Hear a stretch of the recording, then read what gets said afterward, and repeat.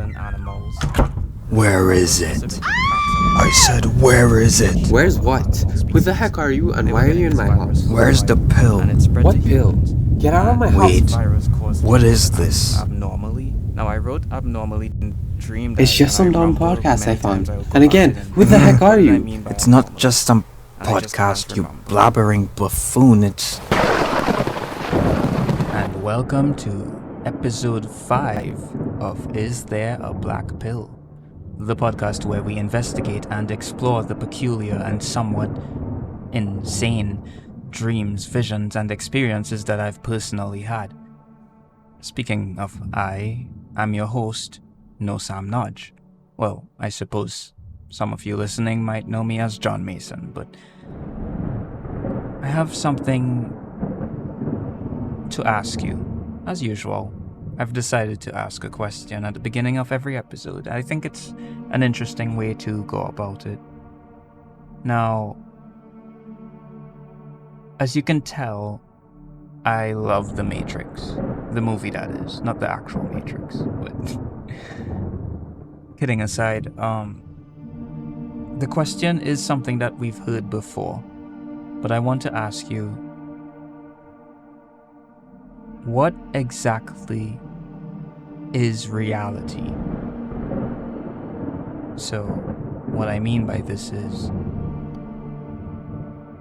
if you're sitting on a chair right now, listening to this podcast, feel the chair, touch it, literally do that, and breathe for a second.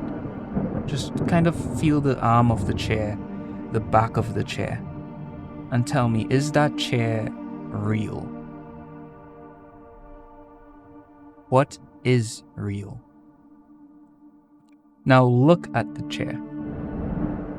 And, well, if you don't have a chair, just look at like a, I don't know, the oxygen or something. Look at something in front of you that you can reach out to legally. Like, don't go touching random people. Genuinely look at something and, is it real? How do you know it's real? Because to a blind person, that chair, if you only use your vision, that is, might as well not exist, right? Okay, let's change the idea. Let's use another example. Try to pick up a smell in the air. There must be something that you can smell from where you are, right? I'm not trying to say you smell bad or anything. I'm just saying, if you can smell something, does it make it real? I've seen this video from Food Theory on YouTube. I don't know how true it is, but I trust most of the facts. I trust most of what he says to be at least researched thoroughly. And what he was saying is that a lot of scents that we get from, as in smells, that we get from different bakeries and groceries and whatnot, are not actually the products themselves. So you aren't smelling bread, you aren't smelling pastries, you're smelling a scented spray that they would use to draw attention. It's kind of like advertising, except it's not focused on your eyes and hearing, it's focused on your sense of smell. So, what exactly is real? The last example I want to use before I get about my point, you can stop touching the chair or whatever you were touching, by the way. The next thing I want to say is, or rather ask, is just because I see something that you can't, or flip it, you see something that I can't, doesn't mean that something isn't real. At the very least, it's not as or more or less real than whatever you can see or whatever I can see instead. What I'm trying to say is, in terms that actually make sense, your reality is just as real as a blind person's reality, as a deaf person's reality, as theirs are to yours. if that makes sense. So, when I say that I see a demon or something, I mean, I don't generally call them demons. I call them whatever entities or whatever, because I don't know what they actually are. But when I see something like that, doesn't mean that I'm hallucinating. But aren't hallucinations still real? Just because you can't see them doesn't mean that they aren't there. I mean, there are cases of sleep paralysis where someone would wake up with injuries from the experience.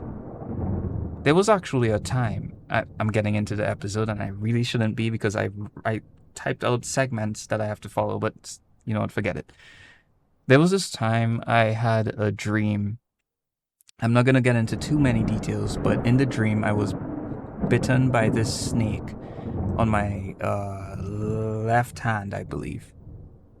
And it didn't hurt. In fact, I kind of just laughed it off in the dream, and I told the person holding the snake if they could just move it from me. And then I got up and walked away to some other room. It was kind of like an airport, I think. But anyway, besides the point. When I woke up, my left hand was hurting. And when I looked, there was a mark, this spot on my hand where the snake had bitten me in the dream. So one of my friends and we were discussing that experience, and he said that it could have been possible that a bug may have bitten me in my sleep, and my brain felt it, but it wasn't hard enough to wake me. So in the dream, instead of waking me, my brain portrayed that as a snake bite. But here's my problem with that theory. My problem with the theory is, at the moment of me being bitten by the supposed bug, would the dream have had the time to not only have the person have a snake there prematurely to me being bitten in quote-unquote reality, and then make it bite me at the same time as me getting bitten? It doesn't make any sense to me. My dream would have had to... Well, I should give more context. The person who had the snake was they were standing across from me where I was sitting in what I would like to believe is an airport or some sort of thing like that. And they were looking at me for a while, examining me, and me to them as well. And they walk up to me and said something. Unfortunately, this is one of the few dreams I don't have written. But they walked up to me, said something, and I looked at the snake and I said the snake was very beautiful. And then it bit my hand, but it felt like a play bite at first. It didn't hurt at all, but it felt like it was play biting me until it didn't let go. And then I asked the person if they could get the snake to let me go, and I walked away. I think I went to a bakery after. The point is, I don't know if the theory... It is a good theory, I think, but I don't know if it adds up, because the dream would have to realize that I was about to be bitten and timed it well enough to the point where I get bitten at the exact time. Now, it could be a coincidence that in the dream there was a snake there, it just happened to be there. Now, another question that popped into my mind was, you know, when you have dreams and you seem to think the dream makes sense in the moment, but then when you wake up, you're like, that doesn't make any sense at all. Maybe something like that happened and I'm just not aware of. But you could also apply that to this reality that we call reality or whatever, this world that we're in here. What if we are in some sort of dream or simulation and we think everyday life is normal? We think being told what to do, where to go, how to dress, all of these things are normal. But then when we quote unquote wake up, we realize how insane all of that was. That sounds very interesting to me. And I lost exactly where I wanted to go, so I need to backtrack in my head for a second. The thing with the snake. Why did I talk about that? Reality. Oh wait, I have notes for this. Hold on. I don't actually plot out the entire thing. I just put my talking points so that I can keep track. Because I know myself. I know that I get off topic, and I don't like cutting out anything. So all of this that's happening now, you have to listen to. I mean, you signed up for this, so again, that's on you. Well, it's anyway. This isn't a blame game. Okay, I think I found where I was going with this. So what exactly is reality, and what makes your reality any more real than my own? If I see things that you don't see, or if you see things that I don't. So again, back to the case of a blind person, their reality is insanely different from yours, those who can see. And a deaf person's reality is very different from those who can see, hear. And list goes on. If you can't taste, then your reality is different from those who can. I am colorblind, or at least color deficient. I believe it's red, green, blue. So it is kind of interesting being an artist and being colorblind. I try to train myself to use the colors I have difficulty seeing in certain scenes or whatnot. So I would use a lot of red in my art. I'm trying to use more green. I don't like the color green, but I'm trying to use more green. But here's the question. I know what red is, but my red looks very different from yours.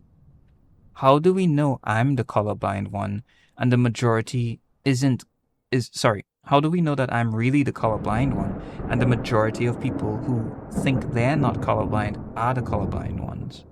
How do we know? For instance, just because most people in a group say something is right, doesn't make it so. Because you can take one country. Okay, this is probably a very controversial topic, but it came up recently, so I guess that's why it came to my mind first. So in Japan, there are certain places where the age of consent is 14, I believe. Don't quote me on that, but I believe it's either 14 or 15. Most countries, I believe it's 17 to 18. The majority back in the day may have considered that to be the norm, but I suppose in many other countries, that is morally incorrect. I'm not going to get into my personal views, but what I will say is I think that morality is very subjective. And I try not to judge people based on what I think is right or wrong, because I know that we all have different morals. But let's just apply that to the case of people who think colorblindness or colorblind people see things wrong or whatever. What if the majority is wrong and they're the ones who are colorblind, you know? Like, again, bees see things so differently because they see ultraviolet rays. We don't. Their world is way more flashier than ours will ever be, in terms of vision at least. Unless you see explosions all the time. But I mean, you'll have to be Michael Bay to see explosions all the time. I'm getting sidetracked. Bees see things differently. It doesn't make their reality any different. But I think you get the point after 13 minutes. So I can actually get on with the episode now. That none of that had to... I went really in depth anyway. So...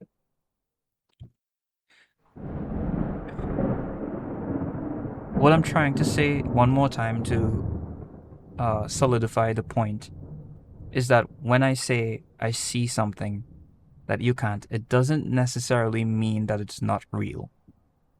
Okay? I think every experience is real to everyone having it. If you play a game, you did play the game. The game is real, it does exist, but it is not the same exact quote-unquote reality that you currently exist in. Except that unless you play like AR games like Pokemon Go, but I guess that doesn't it still doesn't count because the creatures aren't necessarily there. Although I did see these videos of dogs and other animals reacting to AR characters. So if you had like your phone and you put the camera on with the app that puts a character in it, like Pokemon Go for instance, the animals would act in the background as though the characters were actually there, which is very interesting. Now, those videos could have been totally staged. I've only ever seen one or two of them, and I didn't look into them more, but I just remembered them.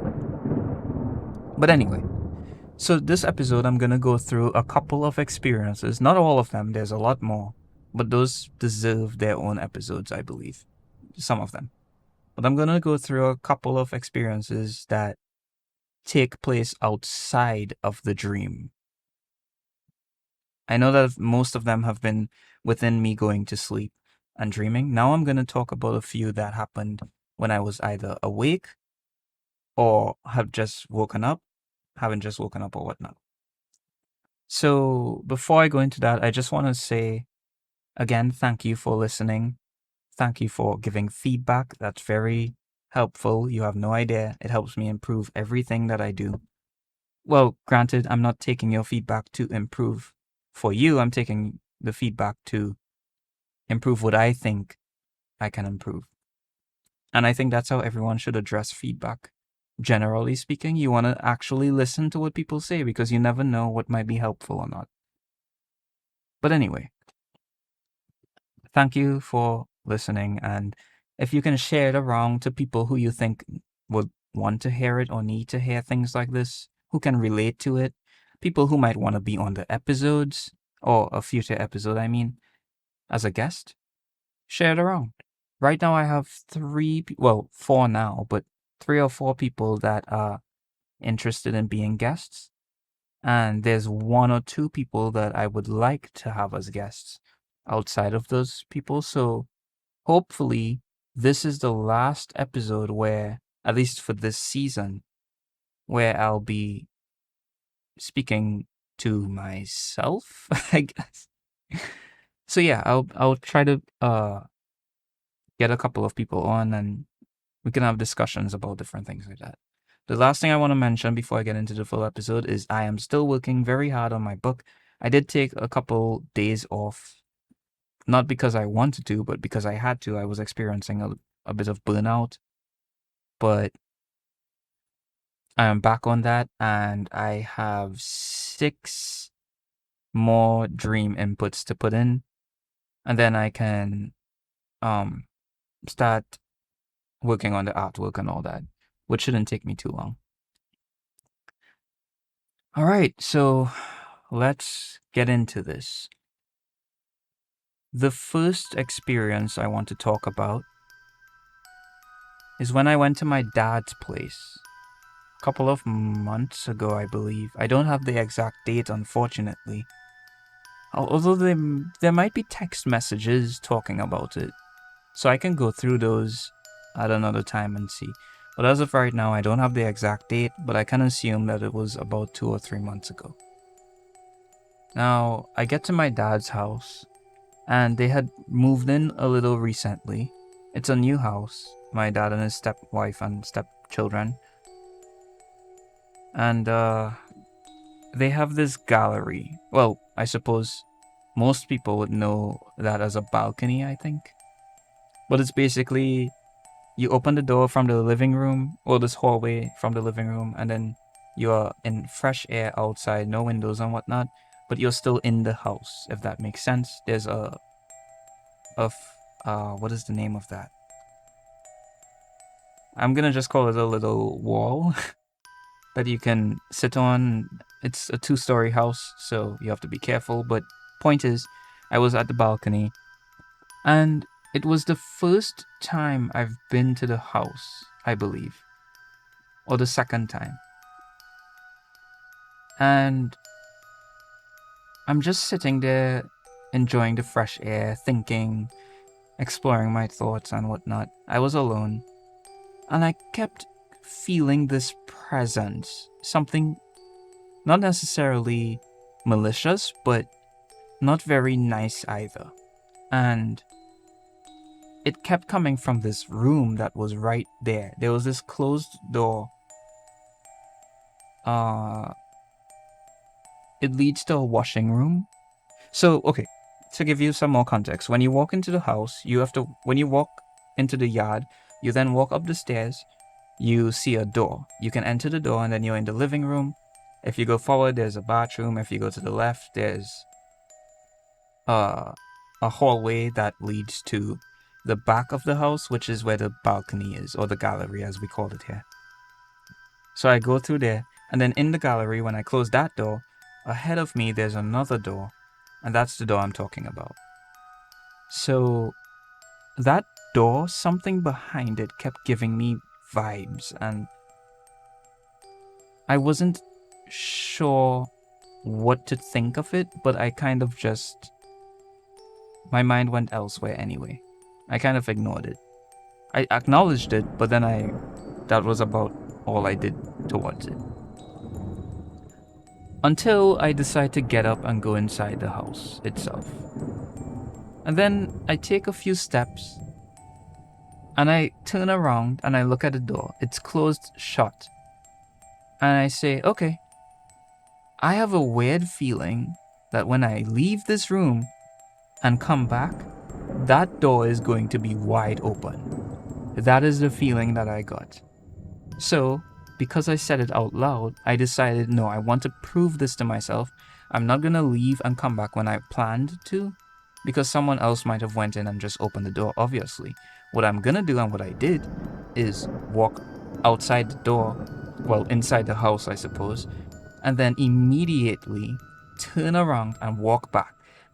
I'm talking about less than 2 seconds later, the door was wide open. There was no sound, no creak, no slamming of anything. The door was wide open, as I had predicted it would be. And I wasn't scared. I was more so excited because this is something that, you know, those moments where something happens and you have no one seeing it, you didn't record it, nothing like that. And you're like, dang, no one is going to believe this. Well, this is where it gets really interesting. So I walk into the house immediately and I look for one of my stepsisters. I won't use her name for now. I'll just call her Malin. And Malin, I tell her what happened. I'm like, dude, I literally just said to myself, I'm pretty sure something weird is in that room.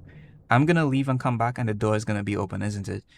And she said, oh yeah, there's some kind of ghost in there. And I was like, what? Come again? And she said, yeah, it's haunted. And she said it so casually, I wasn't sure if she was being sarcastic or not, because I'm also very sarcastic if you get to know me. Ask my friends, probably don't ask them because they'll rant about it. But anyway, I get pretty sarcastic, and I figured at first that's what she was doing, so I asked her straight up, are you being serious? And she said yes. Isn't that interesting? Now, I know some of you might be thinking, well, maybe the wind opened the door, because yeah, it is a pretty windy area and whatnot. But the door itself is one of those heavy doors that would take effort to open. And I don't mean you have to like punch the door and get a sledgehammer or something. I mean, you just have to turn it and it's very heavy and then you have to push it open. That's the first thing. The second thing is less of what I would call proof or evidence to back me up, but I will say from my honest memory, there was not any significant amounts of wind that day, at least in that part of the day. Also, I find it very coincidental that as soon as I leave, not 2 seconds after, and turn around right there, go back in, the door is wide open and still. Either it was open all the time very widely and I hallucinated that, but I'm a very observant person when it comes to things that I pay attention to specifically. So, for example, I would have noticed the washing room. I didn't know what was behind there before when the door was closed. I would have noticed it and taken note of it, of the things I see in there. That's one reason I personally believe I'm not mistaken. So, one other reason I should say. So, that's one of the experiences. Now, the reason I say this one first, I told this one first out of the 4 or 5 I have to tell in this episode, is because I wanted to show that. Well, actually, I didn't finish yet because you'll be kind of confused. I had this theory that about ghosts, that they aren't spirits, or at least what most people call ghosts, aren't actually souls and spirits, or lost souls of the damned, or wandering souls, or whatever. They're a genuine species of creature, animal, or being. A literal species. And, well, I guess some people would consider angels and demons species, but the point is, just because you can't see something doesn't mean it isn't there. You can't see oxygen, generally speaking, with the naked eye, but it is there. It makes an impact on everyone's lives. It is there. Now, another example again would be UV rays and all that. But the point I'm trying to make is, what if there's a species that you can't see as a human, generally speaking, but you can see the impact of them? And how difficult would it be to assume that they can see us, even though we can't see them, so they know how to avoid us? Maybe that's why we don't bump into random ghosts and stuff randomly. Random ghosts randomly, yeah. Nice. But maybe that's why we don't bump into them and all that. So, that's one of the theories I had since I was in Form 2 in high school. Form 2 would put me around the age of 13 or 12, I think. Can't remember.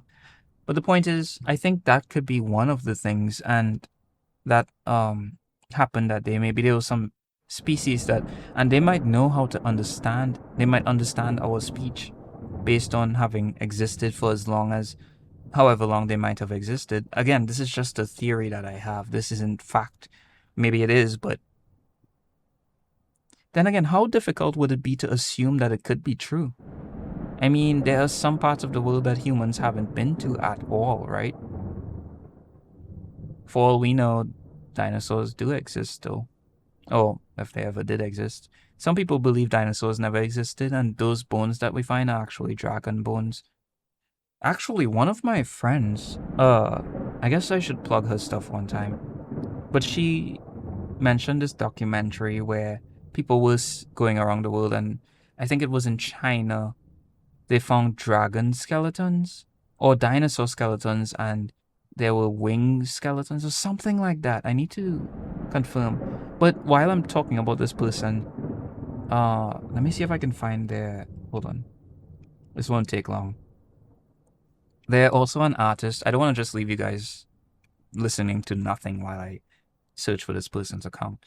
But they're also an artist, as I am. Well, I don't consider myself an artist, but I do create art. But you can check out their oh man, how am I gonna say this name? What the heck? Okay, it's called Ja-Art _ Kawaii, the Japanese word _ decor. So I'll just put a link to that in the description below. This is on YouTube now, I can do that.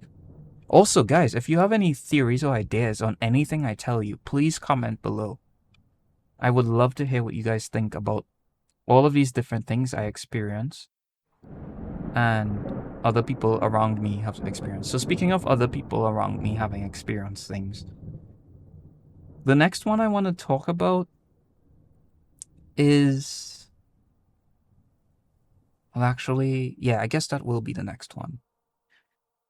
Now, because of how spiritual I would call my life, I would call it spiritual. Because of how spiritual it is, and has been, one of my colleagues, I'm not gonna go through all of that, but basically he started going to this church or something, and he wanted me to go with him at one point. Now, I don't like going to churches. No, that's not true. I love going to churches. I don't like the church session. I think Roman Catholic churches are beautiful, and I like the atmosphere there, but I don't like the sessions of like Pentecostal church. No offense at all. I think it's really nice meeting up with people and whatnot and doing all that, but because of my views on it, I just don't like it personally. I guess I don't have to add that because I am. Anyway, off topic. So he wanted me to go with him, and I genuinely didn't want to at the time. However, what I did agree to do was speak to there's a term for what she's called. It's not a priest, it's not a pastor. Is it an apostle? I can't remember. It might be apostle, but she wanted to talk to me because he told her about the things that were happening to me in my life at the time. Some things you guys know about, some things you don't. And she asked to see a picture of my eyes. And I think I understand the significance of that now. It's been a while, and I've experienced certain things with eyes that I think I get that now. Now, she wanted to see that, and she did, and she said she needed to talk to me. So she got on a group call with him, me, and herself. On this call, we discussed the experiences. We discussed if I was possessed or not. She said she doesn't think so at all. She said that I'm just different and I can see things, and she understands that a lot of people might think otherwise, that I am possessed, but she realized that it's far from it, in fact. Now, while we were talking, at a certain point, the call kept getting interrupted by static, by cutouts, by various things, and this isn't uncommon to me, at least. Every time I talk to my friends or something about something spiritual specifically, and I take notice of the topics, anytime I talk about something spiritual, it happens. The call would either cut a bit, get static, or it would start, current would go. That actually happened. One of the guests will tell you about that time. She's one of my friends. But things will get in the way, and it's only during these spiritual topics. Every other time we will be gaming. I will be talking to somebody, giving them life advice, relationship advice, all of these things. And, well, rather than advice, more like suggestions, because I don't want to tell people what they have to do, but I will just say what I would do in those situations. But anyway, the point is, none of those times the call will get interrupted by these things, at least. Yet every time it's something spiritual, it happens. And if it's not that, my friend, the same friend who I tagged, shouted out earlier, I guess. I don't like that term, shouted out. I don't like shouting, and I don't enjoy being shouted at. Actually, it's one of the few things that really irritates me. But anyway, she had this experience with me where she was talking, and we were sending voice notes rather than that, and the voice notes got all messed up during specific topics, and her throat itself started giving trouble. It was hoarse all of a sudden when she tried talking about certain things, and vice versa. And another time I was sending a message to one of my close friends about the mark on my chest, and for some reason, the 2 or 3 times I tried to send it, it just wouldn't send.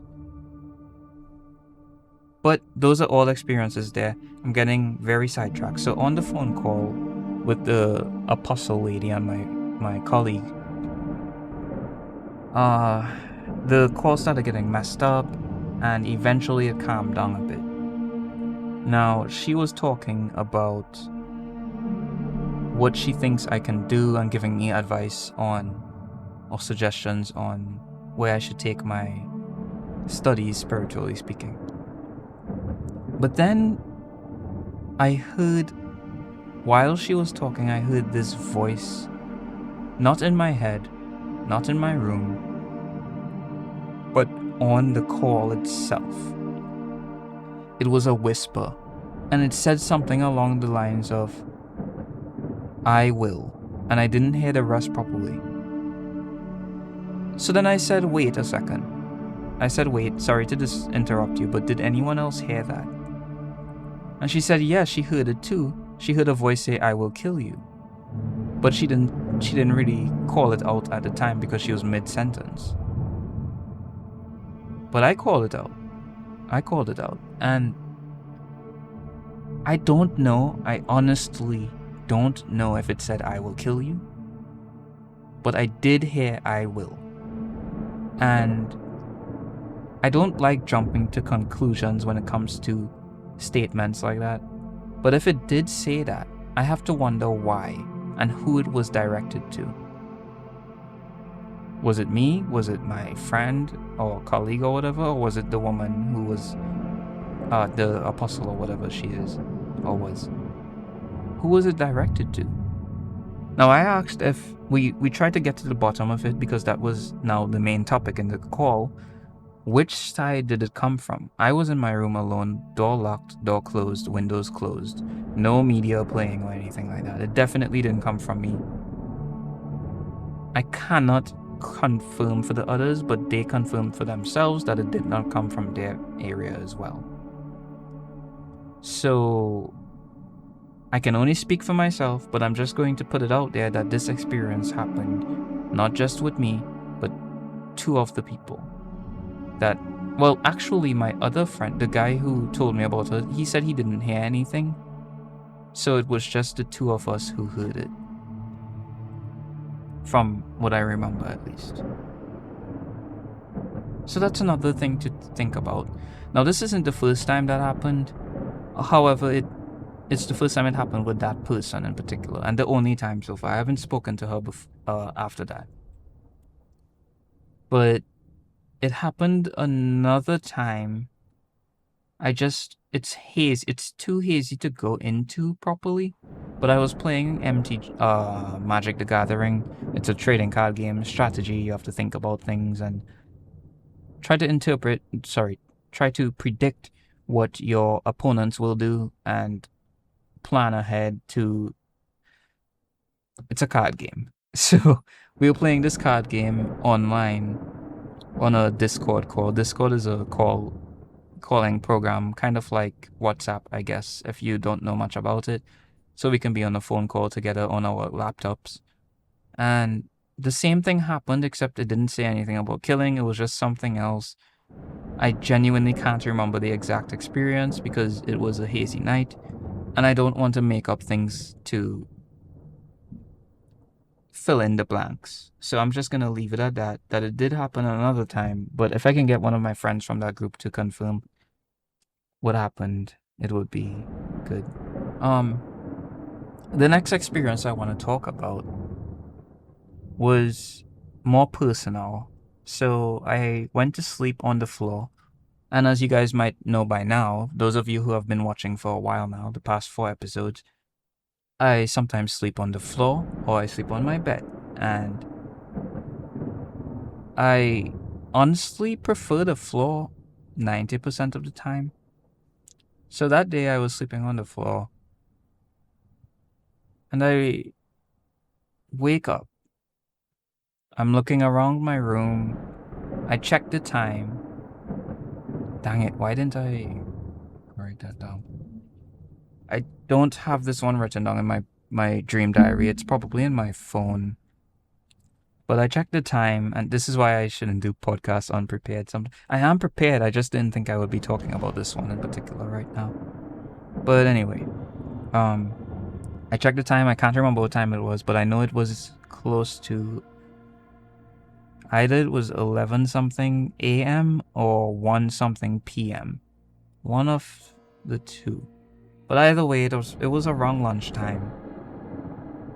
And then I put down the phone and I look to my Windows side of me. And I see this tall woman just standing there. I kid you not. She's just standing right there, grinning at me. And again, I need to reiterate, I sleep alone. I sleep with my door closed and locked. And I put a towel or some sort of thing under the door so that no bugs or anything like roaches and stuff can get in my room. It's a thing that I realized that helps a lot with stopping that for years now. So yeah, there's no one who can get in my room unless they broke down the door. Please don't do that. But anyway, I see this woman there, and I'm thinking to myself, what? Like, every time, this is prior to me going through the experience from the last episode, but every time before that, I would be shocked when I see something, not scared. Two different things. I wouldn't be scared, I would be shocked. My heart would race, not from fear, but from surprise. Surprisement. Being surprised. I'll just go with that for now. But I see this woman there and she's grinning at me. Now I'll describe her a bit. She was very tall. That's not a good description. She was about, I'm looking at my curtain right now. She was the height of my curtain's top. So I would say about 7 or 8 feet approximately. She was extremely tall. She was gray-skinned. She was very skinny. She was in this dress, if I remember correctly, a whitish dress. She had black frizzy hair, wide eyes, and her teeth were, her mouth when she grinned at me, her teeth were showing. It wasn't one of those grins where it's closed, her lips are closed. Her teeth was showing, and her mouth was a bit longer than it should have been if she was human, that is. Or a general human. So she's just looking at me and smiling. She didn't seem malicious at all. However, I did kick her to see if it was technically a mistake. I didn't intend to kick her so hard, but I did kick her to see if she was actually there. I was lying on the floor after all, and she was in my reach. And I felt her, she was there. And the funny or weird part is that she responded to me kicking her. Not by saying, "I'll curse you for this, human boy," or "I'll do this," or "You're rude this day." Nope. She said, "Ow." She said, "Ow." You know, like OW, ow. That had me so, and I said sorry. I actually said I'm sorry. And she just grinned and disappeared. And she said, "Ow." Like that it still blows my mind that that's the response. I was expecting something more, edgy, like, "I'll destroy you," or "I'll get my revenge." But nope, she just said "ow," or "ouch," I believe. Now her voice was also, this is the first time, from my memory at least, as of right now, that an entity outside of my dream world, or whatever you want to call that part of life, this is the first time one of them spoke that I can see, at least. This isn't the first time one of them spoke to me. I've heard whispers and voices before. I'm sounding insane, I know, but just hear me out. So I've heard those things before, but this is the first time I've seen one and heard it and saw the mouth move and all of that. She said "ow" when I kicked her. Granted, I didn't kick her with the might of God or anything. I just touched her foot, but she said "ow." I did kick her pretty decently though, but I hope if she's there, I'm sorry. But it gets a bit weirder. So this part is kind of iffy, but I don't have any pets in my house. That's the first thing. Well, not anymore. The cat disappeared one. Actually, that's a story. I probably don't want to get into that right now. But my cat walked behind this plant and we saw it on the camera and it never came out. We fast forwarded, we did everything, it just disappeared.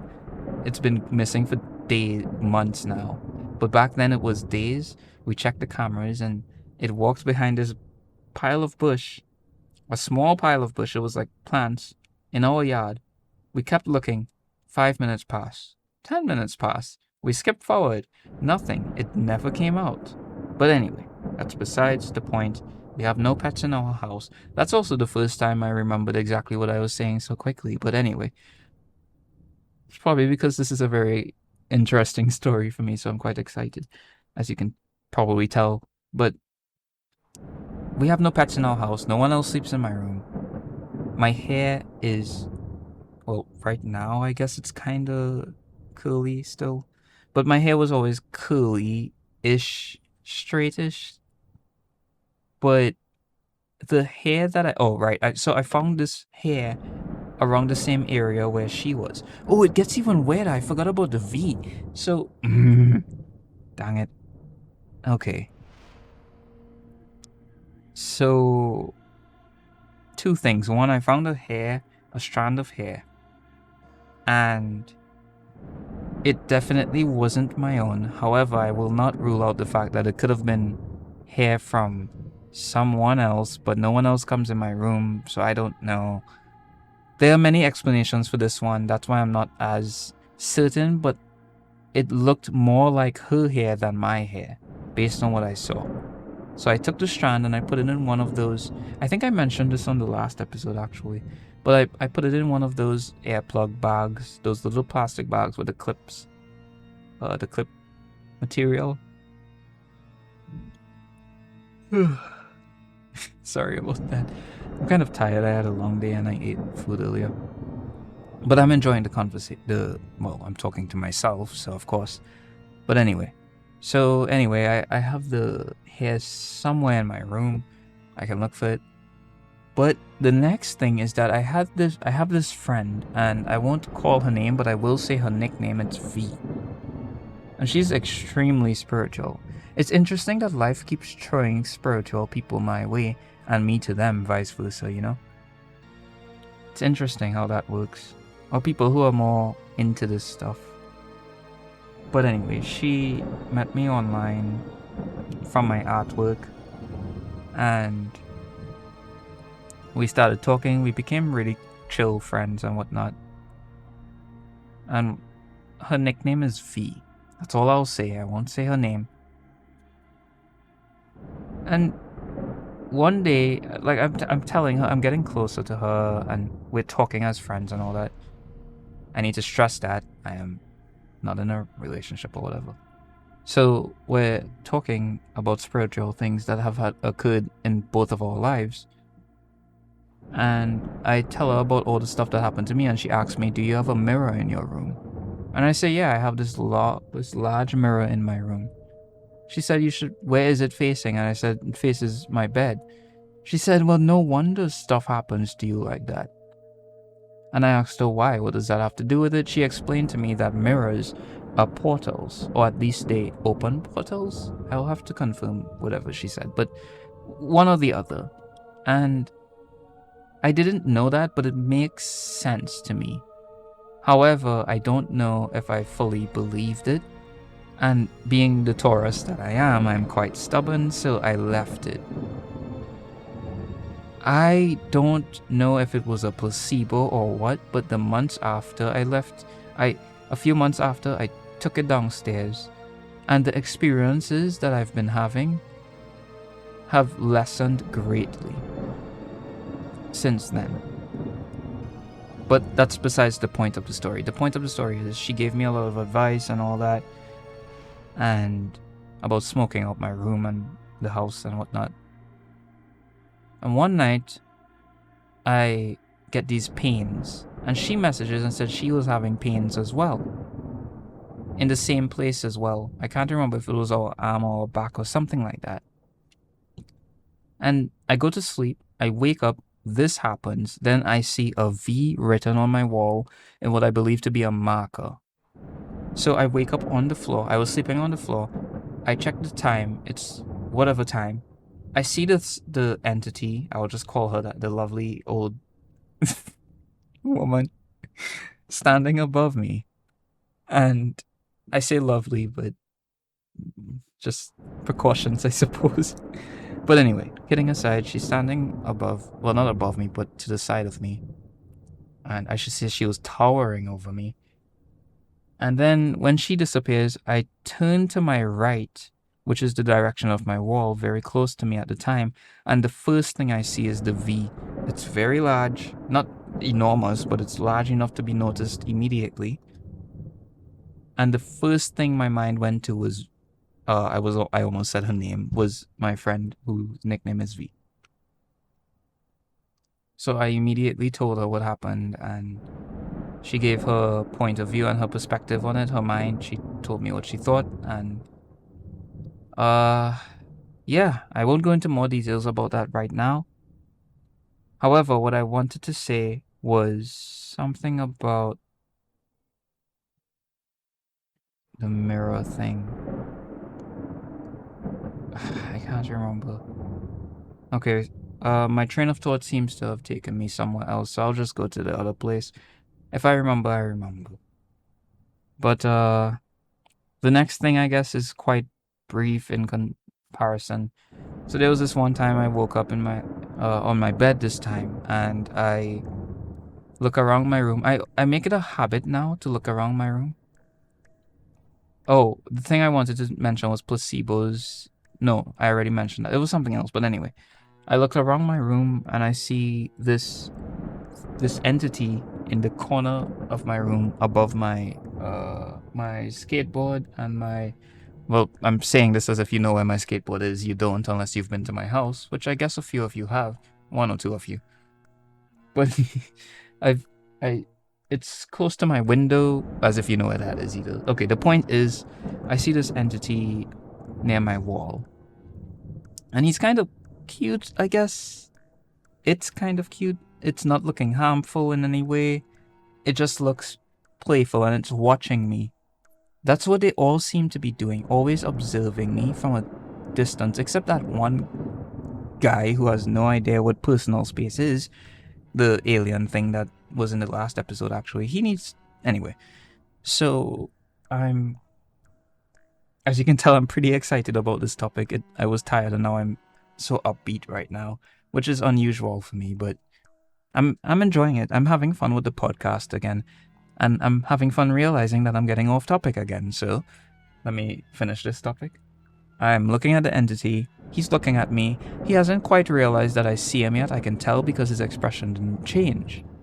So I take it upon myself to experiment, and I wave at him. I get up and I wave at him. And by get up, I don't mean I get off my bed. I just raise up my back, look at him dead in the eyes, and I wave at him. Oh, I should probably describe him more. He's a lot like a clown, except that, well, I guess the only thing that resembled the clown face thing is his nose was round, and his face was kind of chubby. He wasn't grayish, but he was kind of peach-like skin color, but pale. Might as well have been a clown getting makeup on, I suppose. But, excuse me. The tiredness is getting back to me. So, he looks at me very confused for a second after I wave at him. And I wave cheerfully as well. His expression changes to confusion. And then he looks happy. And he waves back to me. And fades through my wall as he waves, as if he was saying goodbye to a friend or something. I thought that was interesting as well. Yesterday, I wake up because I feel this thing poking me. And this isn't new. This has happened a couple of times before. Well, actually, yesterday was kind of crazy with the dreams themselves. Stuff to do with disasters and all that, and this demon thing that would have... Anyway, I guess that would be another episode. What if that was important? What if that's more important than this? I should be telling you this all. Anyway, I'm not gonna go into that. Yeah, I felt something poking me and whatnot. Then I wake up and I look on my wall and I see this huge bug, almost like a merge between a spider and a beetle. And it crawls around on my wall. And the reason I'm telling you this is because I have learned how to tell the difference between hallucinations and what I at least believe is actually there. Now, the thing is, the reason I brought up the first question before, what is real, is because how do we if you see something, does it mean it's actually there? So that means people who hallucinate, those things that they see are actually there based on that, right? I mean, when you really think about it, everything you see, taste, touch, feel, smell, hear, all of those things are just what your brain interprets. At least that's what science tells us, right? Now, I'm no scientist, but I mean, it makes sense. What makes sense doesn't mean it's true, but anyway, let's just go with if that's true. Then everything that you consider real is just what your brain imagines or approximates to be real, what it can handle, the amount of information. There's this saying that your eyes will only show you what you're ready to see. But anyway, even if that spider bug thing, the reason I said the hallucination thing is because I believe that was a hallucination. It didn't look anything. So the difference between hallucinations and what I would say is really there, at least, is that hallucinations feel and look more fuzzy. They have this sort of lag to them, and they look blurry. In comparison to things that are actually there, they look extremely real, very high definition, the same as me with my hands and whatnot. They look as if they belong in this world. I am yawning so much now. So, I don't know how to go about this. That's why I asked the question, what is reality? I think reality is subjective. I really am starting to believe that. Because again, a blind person will never have the same reality you. In fact, twins will never have the exact same reality as the other twin would have. So it's very hard to say for a fact this is reality. Now, I believe there is external reality and internal reality. But we will never be able to tell what true external reality is. That's what I believe. Until we somehow leave our body. But even then, we have to wonder if this is true reality. Whatever that actually means. Whatever that means. Now, I believe I went through all of them. I have a list here with the ones I wanted to talk about today, and I talked about an extra one with the tall woman.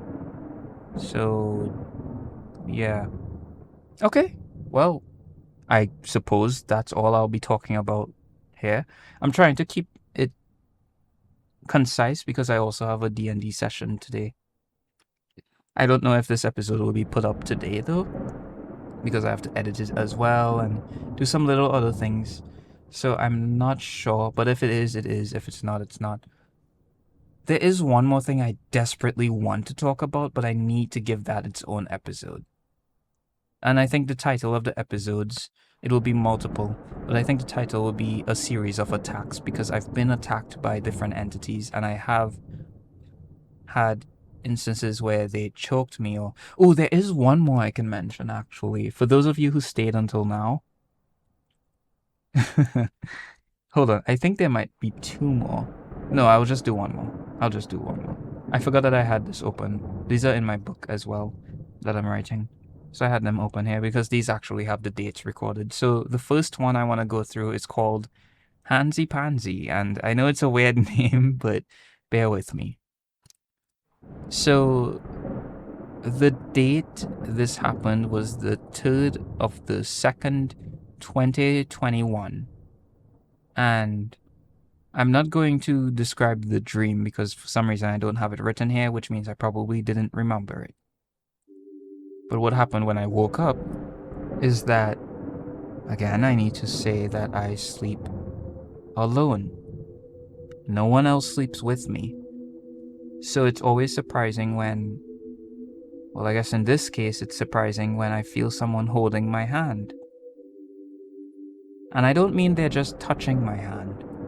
I mean they're holding my hand, fingers locked into fingers. And my hand was upright. also, I have this thing in my room. It's called a Daki. What is it called? It's basically one of those long pillows. It's like a body pillow, except it doesn't have the cover for it. But I have one of those, and I had it on the edge of my bed. And I wake up with my hand under there, but it's, well, not exactly under there, but close to being under it. And it's upright, holding someone else's hand. Now, luckily, I've trained myself to not get scared in these situations. Well, I guess it's more like experience rather than training, but what I would do instead is observe as many details as I can to record them. And some of the details that I got were the hand felt leathery, as though it were, well, as though whatever it was wearing a biker's glove. You know those black, well, I guess different colors, but black leather gloves that bikers might wear sometimes. It also wasn't clasping my hand tightly enough to harm me, at least. And the next thing is when I turned around. Okay, so when I woke up, I wasn't facing the direction of the hand, which even more so solidified that it would be difficult to have my hand facing up in a hallucination, like upright like that, from my back. It felt more like the thing was pulling my hand while I was twisting my back, sleeping in the other direction. How I didn't wake up all that time is very shocking to me, because usually, if I feel anybody even climb on my bed, I would wake up. So whoever was behind me, holding my hand, was very sneaky about it. So I turned around to see who was there. And, of course, no one was there. But the hand was there. I saw it with my 2 eyes. The hand was holding my hand. It wasn't a biker glove. It was instead a grayish, blackish hand with kind of long nails, but not really that long, but black nails. And it was coming from under the pillow, holding my hand from right at the edge of the pillow. And this hand somehow realized, or whatever the being was, it realized I saw it. It pushed my hand away and receded under my pillow. At least that's what I have written there. And I remember the experience well as well. So immediately I just get up and move the pillow, and the hand isn't there. Now again, the hand didn't seem to be trying to harm me in any way, shape or form. It more so seemed as though it was just comforting me, really. Or just holding my hand for whatever reason. But it didn't seem malintended or anything like that. So that's another experience. Now, I guess I could talk about that one too. I keep going on, and I have D&D to prepare for. But this is so interesting to me. I hope this topic is interesting to you guys. And again, if you have any feedback, any questions, any realizations, any theories about these things that I'm talking about, please, regardless of what you think, if you think they'll offend me or not, if you think I'm insane, anything at all, just please comment them down below, and I would reply to every comment. Once it's not like over 1 million comments or something. I get exactly one comment less than 1 million and I reply to all, but at the 1 million point I stop. It would be kind of funny. Anyway, I guess the last one I would go over is another experience with hands. I can't remember if I talked about this one on the podcast before, but regardless. One day I was sleeping on my bed, and I wake up because I feel someone climb onto the bed. And again, I'm a light sleeper, which is why I'm surprised I didn't wake up at the handsy-pansy the handsy-pansy scenario. But I usually wake up immediately when I feel someone climb on my bed or knock on my door or whatever.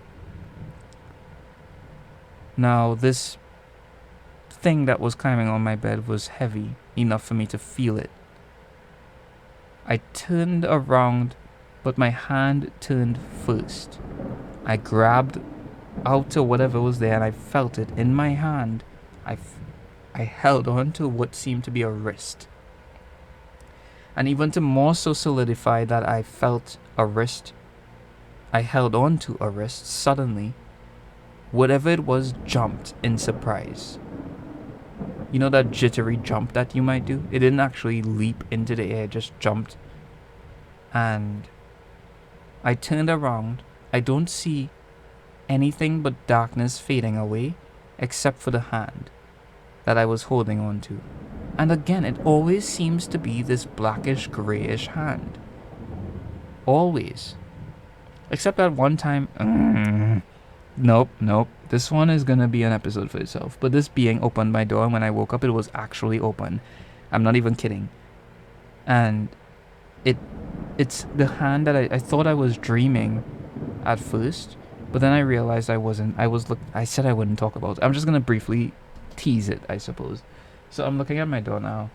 I wake up on my bed because I see this thing. I hear this sound, and it's my door opening. Now my door is locked, keep that in mind, always. So to open my door, you would have to either pick the lock, break the door, or somehow remove the doorknob or whatever. But my door was opened, and this red hand. Now, that's the reason why I brought it up. The hand is usually the hands I see are grayish, blackish, but this one was red. And granted, I am colorblind, so I'm not sure what color it actually. Wait a minute. Hold on. Do colorblind people see color as other people see it in dreams, or do they see? How do we see colors in dreams? I heard this theory or this statement that dreams, back when TV was in black and white, dreams were also black and white. I don't know if that's true or not. Okay, what was I talking about? Right, the red hand. I'm not gonna go into that.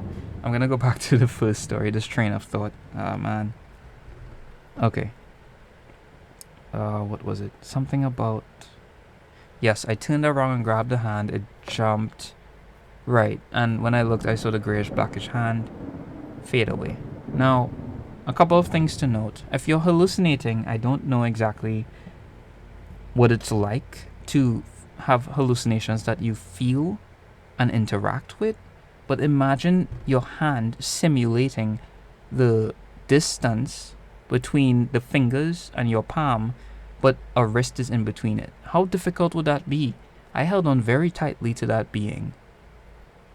So I feel as though my fingers, if it wasn't actually there, which is subjective again, I believe, if it wasn't there, my fingers would have closed totally from the force I was applying. So think about that for a second.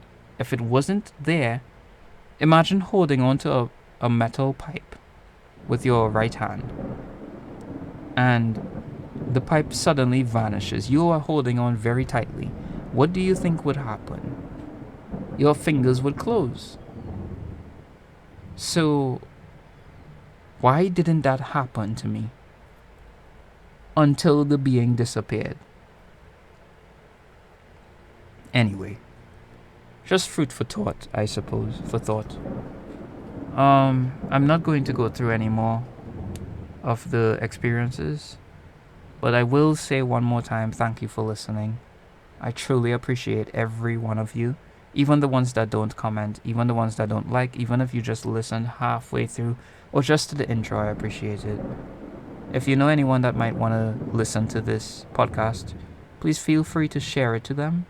That would be amazing, and it would help a lot. I'm trying to put out more content while focusing on other things and dealing with certain issues, but life is getting better, I would say, for me at least, and I hope it's getting great for everyone else. I hope that you're enjoying your life, or at the very least you are open to all experiences in your life that you are having. Now, one more thing I want to say, and I say this a lot in my videos. I think I'm going to say this a lot more because I need to get this out there, and it's unrelated to the spiritual things, at least on the surface. But freedom of speech, I don't know if you've realized, but it doesn't really exist, yet it also does. And what I mean by this is, what is freedom of speech to me is that you are allowed to say anything without any negative consequence. But that just can't happen, because one negative consequence of you saying something offensive or that's considered offensive to your spouse is that they might leave you. So that will happen. Now, what I think freedom of speech could mean is no negative consequences from people with power in terms of governments, prime ministers, kings, queens, police officers, army members, teachers, etc. Opinions should only battle opinions. And what I mean is, freedom of speech should battle freedom of speech. If someone is making racist comments, you should make unracist comments back at them, I suppose. I don't know the term for the opposite of racism, but you should be able to... I will never understand racism. I've realized that. I truly tried to understand why people are racist, and maybe it's because I've just never experienced the idea or the feeling of hatred towards another person because of their color, but I just can't. I can somewhat understand why it happened the way it did, but I don't understand why the first case of it happened. But anyway, I will never agree with racism. But what I will do is defend anybody that is getting this free speech taken away. I will always side with that person, despite if I agree with them or disagree with what they're saying. Even if I think what they're saying is insane, it's terrible, it's harsh, it's mean, I will still support that they should not be arrested. They shouldn't lose their career for their own opinions. Otherwise, let's just say that happens. Let's just say we invited a world where opinions aren't allowed anymore. And you might say, well, not all opinions will be cancelled. Only the racist one, only the sexist one, only the homophobic ones. But wait a minute, if all of those are cancelled, then who's to stop someone from cancelling something you think is fine? For instance, I like card games. I like Magic the Gathering, Yu-Gi-Oh! I don't exactly like the Pokemon card game, but I'm just listing card games. I like Vanguard though. I like all of these, and there was a phase where people would say Yu-Gi-Oh! Was demonic. I forgot the term of it, but back in the 2000s, early 2000s, I believe, people would say this is demonic, Magic the Gathering is demonic, and all that. And imagine if those people who said that had the power to decide what you can say and what you can't say, what you can eat and what you can't eat, what you can drink and what you can't drink. I'm already against people not being able to do drugs legally. I think that's stupid. Because people already allow fast food, which kills you. People allow sugar, which is addictive. People allow cigarettes, which kill you and are addictive. And alcohol, which is arguably worse than some drugs.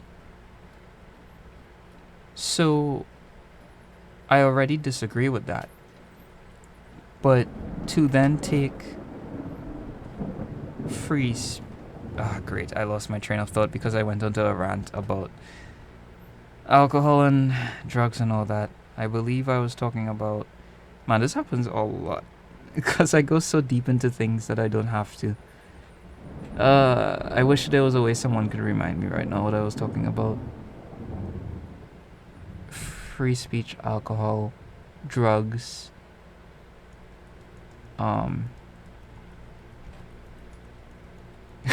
Wow. Okay, well, whatever. I suppose... Oh, right. So I was gonna say... Magic the Gathering and all that. I was about to give up and then it came back to me. So if people who were allowed to...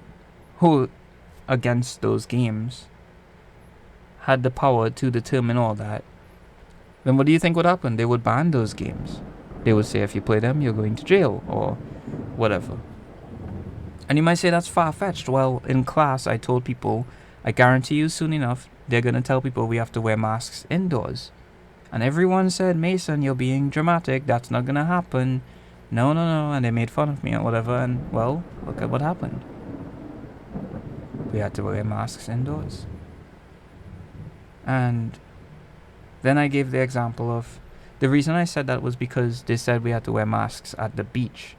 Or we couldn't go to the beach, actually. That was it. And there was a curfew. And I thought that was weird because, I mean, again, I'm at the time I was 19. And I thought to myself, that's so odd. Someone can tell me, another person living their own life journey, that they can't go to the beach. I thought that was so weird. And you might say, well, obviously they did it because of certain reasons. But yeah, but forget that. The point is, reasons are subjective. Morality is subjective. Killing someone is arguably bad. But killing someone that tried to kill you first as self-defense isn't bad. Do you see what I mean? Okay, another example is there was once in my primary school, one day we got to classes and this note was written on the whiteboard. Teachers noticed things were missing, and the note said that they were sorry that they stole textbooks and pencils and erasers for their children, but they had no choice. They lost their job or whatever. They had no money for some reason, and they had to do it. They are sorry. They did not want to, but they had no choice. Is that bad? Whose fault is it that they stole those books? Some people would argue it's society's fault for making life so difficult and complicated that everyone has to hold up this certain standard, but everyone isn't everyone. It's the same thing with medicine. Like, not all medication works for everybody. But they are still diagnosed to everyone. But anyway, getting very off topic again. So the point is, right and wrong is subjective. So I like dark humor. Does it mean I should be arrested for that? No, I don't think so at all. Freedom of speech is very important. Otherwise, we'll be living under a dictatorship. No matter how severe or how slightly impactful that dictatorship might be, they might ban one word in the entire dictionary, but someone out there would eventually say, let's ban another word. And it will never end, because people will argue, well, if you ban this one, why can't we ban this one? So the moment you ban racist speech, the moment you ban sexist speech or homophobic speech or dark humor, which is the one I'm fighting for the most, is the moment we lose everything. Well, not the exact moment, it will take some time, but the point is, I don't care what you're arguing about, I don't care what you're talking about, I don't care if I hate the thing you support. I am never going to say you should get cancelled or banned because of your beliefs. Just because I disagree, what makes me so prideful, what makes me so important, what makes me so narcissistic to believe that my values should be your values?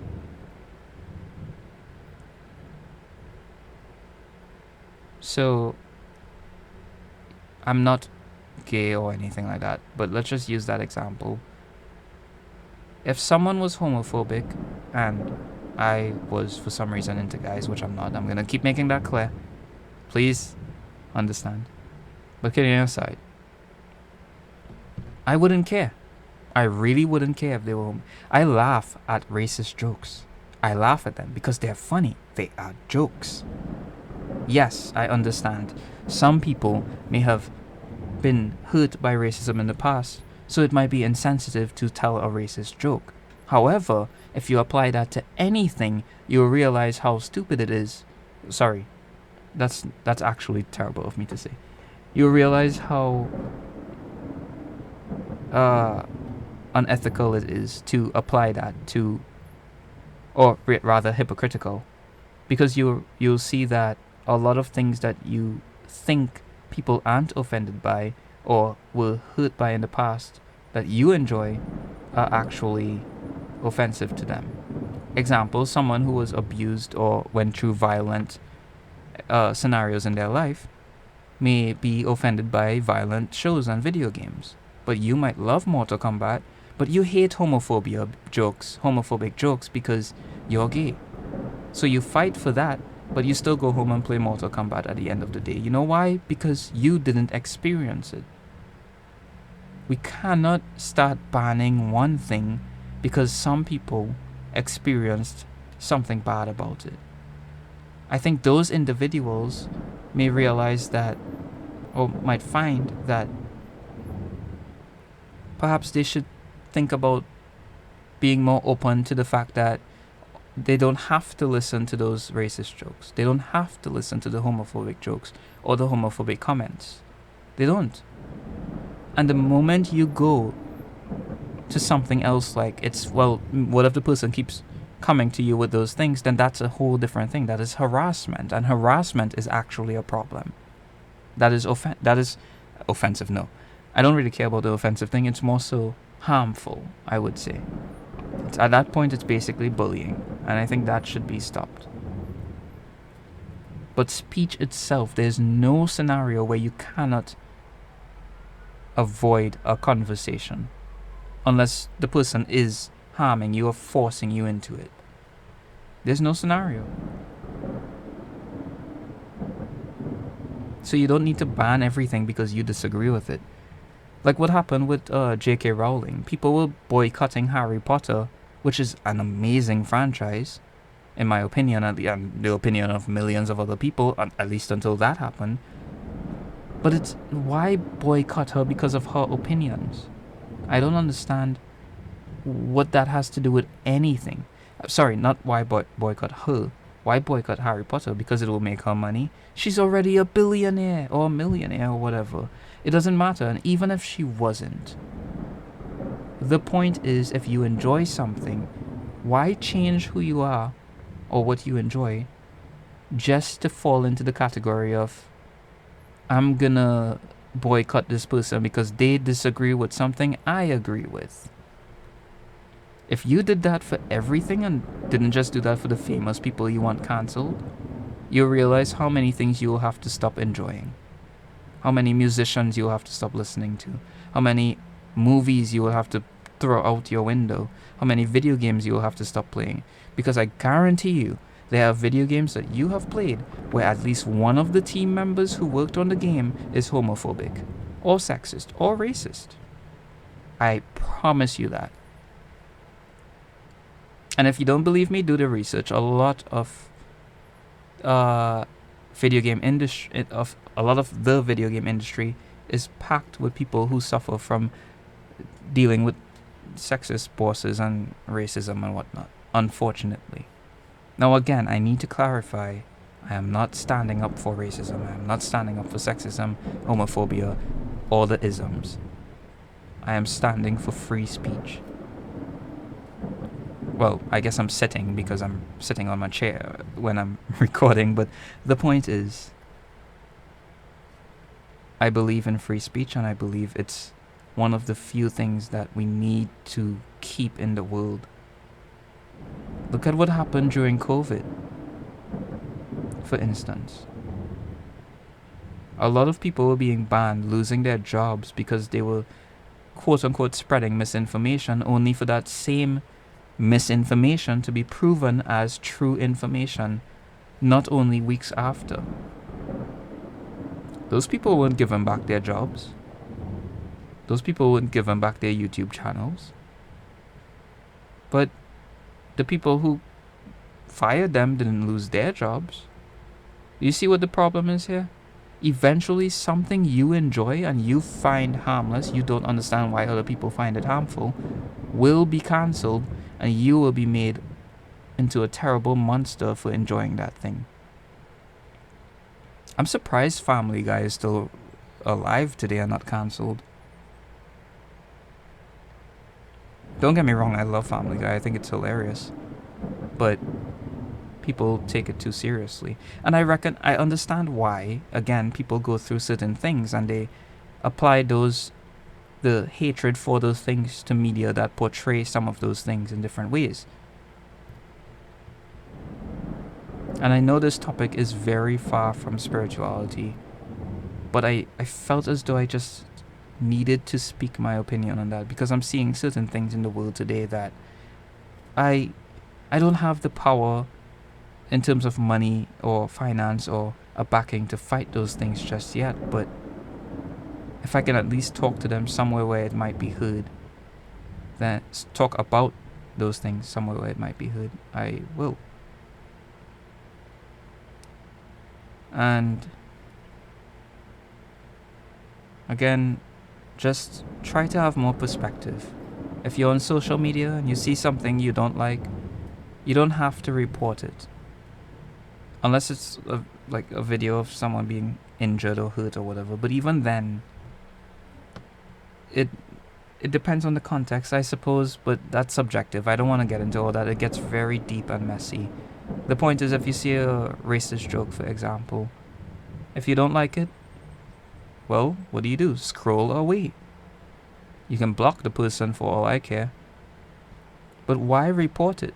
Why make the thousands of people cope with things in different ways? Some people cope with being treated unfairly because of their race by looking at racist jokes. It makes things funny. That's why dark humor exists. Some people cope with certain dark things. That's why I like a lot of jokes about death, because in my life personally I've lost a lot of people to death, and it used to eat at me for a while, but now it's not that I got desensitized, it's more like I understand it more only because of, well, not only, but partially because of dark humor. It helped me with that. A lot of jokes about death and all that. And I know this got dark real fast, but it's a topic about dark humor, so what would you expect?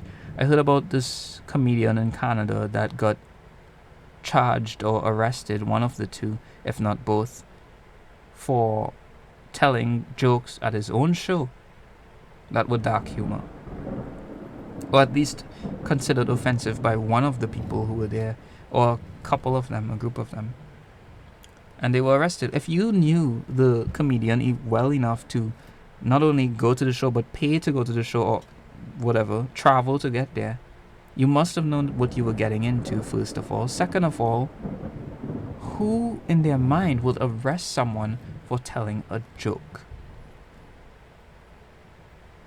And I'm not judging, I genuinely want to understand why you would do that.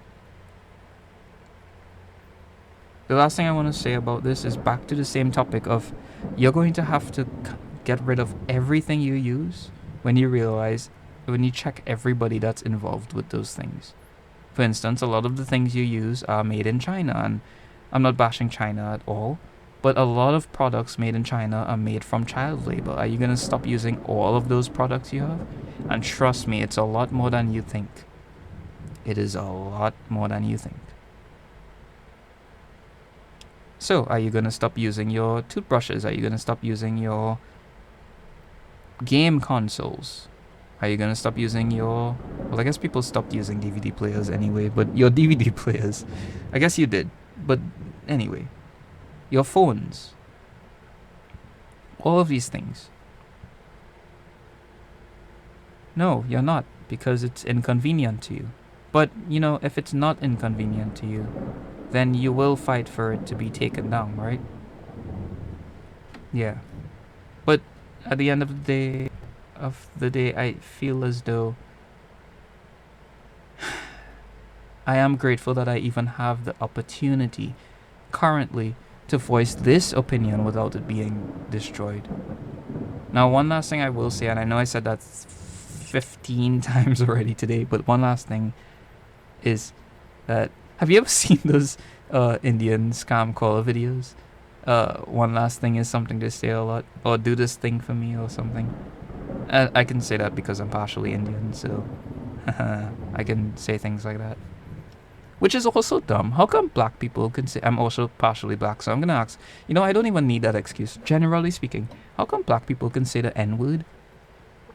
It's weird. It always weirded me out that you would say it, but have a problem when other people say it.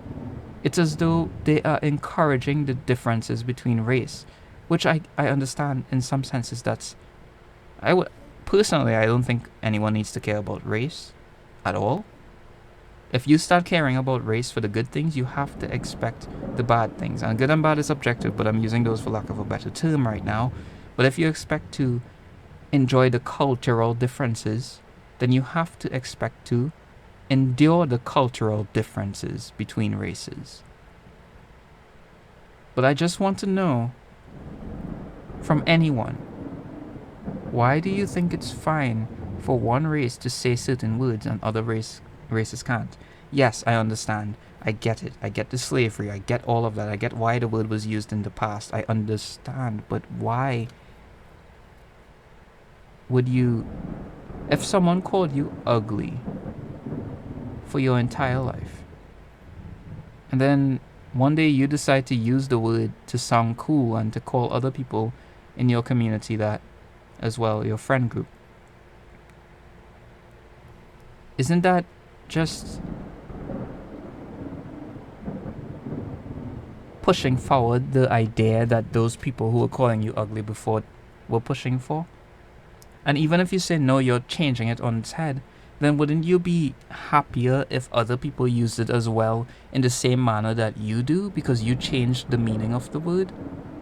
Isn't that what you want? So then why is it not fine? And I say you because I don't use the word, I don't like it. Even though I'm like mixed or black or whatever you want to use, I really don't care about race. I think it's very odd that people focus so much on something so trivial. And I say trivial because at the end of the day, if I stab a black man in his face... Okay, this is getting... this is getting quite dark. Okay, if I stab a black man in his chest with a sword, then I take the sword out, he drops dead. He bleeds out. His blood is red. Hopefully. Hopefully it's red. I'm colorblind, but anyway. His blood is red. And then I stab a white man in his chest. No, a white woman. Let's go with sexism one time too. In her chest. With a sword. Pull it out, she bleeds, she dies. And then I stab an Asian man in his chest with a sword. No, let's go with like a transgender man. Transgender, they, them. So we did one black man, one white woman, and now a mixed they, them. Let's hit all the terms at once, I suppose. So I stabbed they, them. We'll just call them Sarah Michael, a male and a masculine and a feminine name. So I stabbed Sarah Michael in their chest. They bleed and then they die. You all bleed the same color, generally speaking. Some people have blue blood, I believe, and other shades of blood. But anyway, you stab them all, they all die. You still go to the same place. It doesn't matter what skin you have. I can peel off your skin and you'll see the same organs underneath. I can, like, do you see what I'm saying here?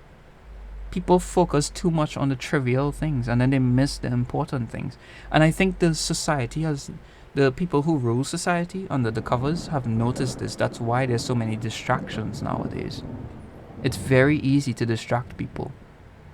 Just get them into a place where they want to fight for something, make them fight against each other, make them choose sides, and then you can do your thing in the background and they won't even care.